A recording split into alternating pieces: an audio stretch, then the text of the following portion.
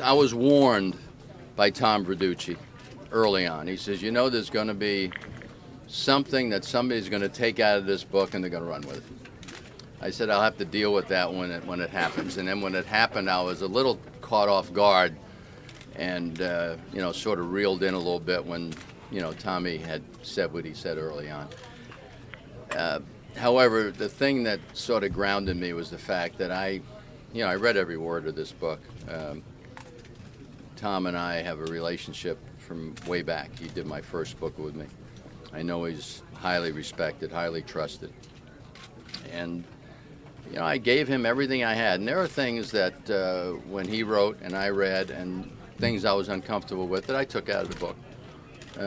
But the final, the final copy, I was very comfortable and very proud of because I think it gave people a flavor of managing 12 years.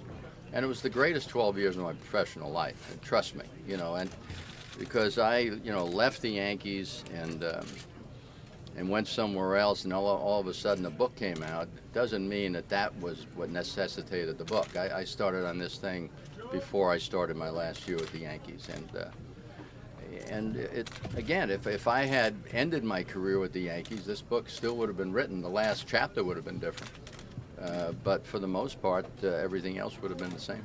Well, as far as the A-Rod comment with the A fraud, tell us about that. Well, I mean, that's easy. That was in the book, and I, you know, that's something that goes on in the clubhouse, and it's something that went on in front of A-Rod. You know, they kidded with him. Players tried to get him relaxed in that clubhouse, and I know Larry Bowe with the A fraud thing.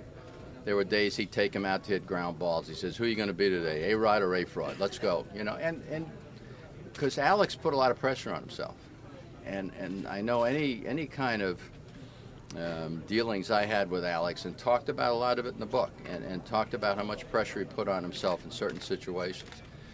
That was all an effort. I mean, not writing the book wasn't, but everything I talked to him about, it was in an effort to try to relax him and try to help him adjust to New York.